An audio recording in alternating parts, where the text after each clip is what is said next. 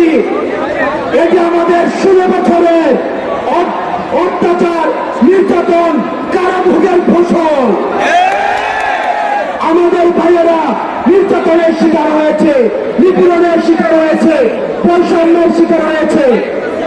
সেই জায়গা থেকে 5 জুনে আমরা বৈষম্য বিরোধী ছাত্র আন্দোলন যখন আমাদের কোটার জন্য আন্দোলন করি, তখন দেখেছি আইন শৃঙ্খলা রক্ষাকারী বাহিনী থেকে শুরু করে ছাত্রলীগ, যুবলীগ এবং আওয়ামী সন্ত্রাস আমাদেরকে কিভাবে নির্যাতন করেছে।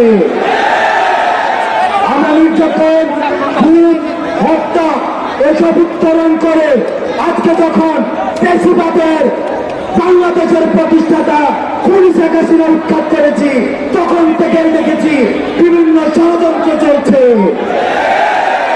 আমরা অ্যাডমিনিস্ট্রেটিভ কূপ গিয়েছি, আমরা জুডিশিয়ারি কূপ গিয়েছি, আমরা মিলিটারি কূপ গিয়েছি।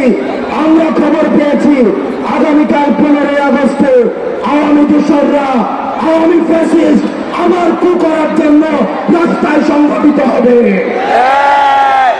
প্রিয় ভাইয়েরা, আমরা বলে দিতে চাই, যারা জনগণের অধিকার লুণ্ঠিত করেছে, যারা স্বাধীনতাকে লুণ্ঠিত করেছে, তারা যদি আবার রাস্তায় আসার কোন ধরনের চিন্তা করে, তাহলে ছাত্র জনতা তাদের এই পা ভেঙে দিবে।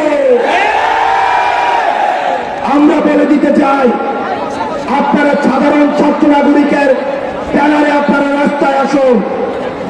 আমাদের যে অধিকার লুণ্ঠিত হয়েছে, আমরা সেই অধিকারকে পুনরুদ্ধার করেছি, আমরা স্বাধীনতাকে পুনরুদ্ধার করেছি।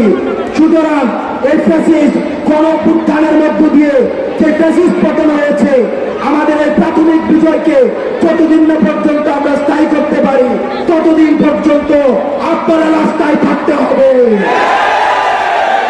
আমরা বৈষম্য বিরোধী ছাত্র আন্দোলনের পক্ষ থেকে আজকের যে সম্প্রীতি সমাবেশ, আমরা বাংলাদেশ সাম্প্রদায়িক সম্প্রীতির বাংলাদেশ, কিন্তু আমরা দেখেছি যখন শেখ হাসিনার পতন ঘটেছে, আওয়ামী দোসররা কিভাবে সংখ্যালঘুদের উপর অত্যাচার করেছে, নির্যাতন করেছে, পরিদর্শন করেছে।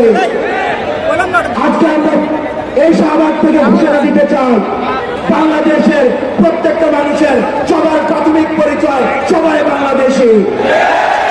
কোন সংখ্যালঘু নয়, কোন মাইনরিটিস নয়, হিন্দু অনুযায়ী, বৌদ্ধ অনুযায়ী, মুসলমান অনুযায়ী কোন ধরনের বৈষম্য করা হবে না। আমাদের সবার পরিচয় হচ্ছে আমরা বাংলাদেশী, এবং এই পরিচয়ের উপরে ভিত্তি করে আমরা কোন উত্থানকে গণজাগরণে পরিণত করার জন্য আমরা মাঠে থাকবো। এবং বৈষম্য বিরোধী ছাত্র আন্দোলনের আজকের পরবর্তী কর্মসূচি ঘোষণা করবে আমাদের অন্যতম সমন্বয়ক বাকের মজুমদার। ওই সম্মের ঠাই নাই আমার সোনার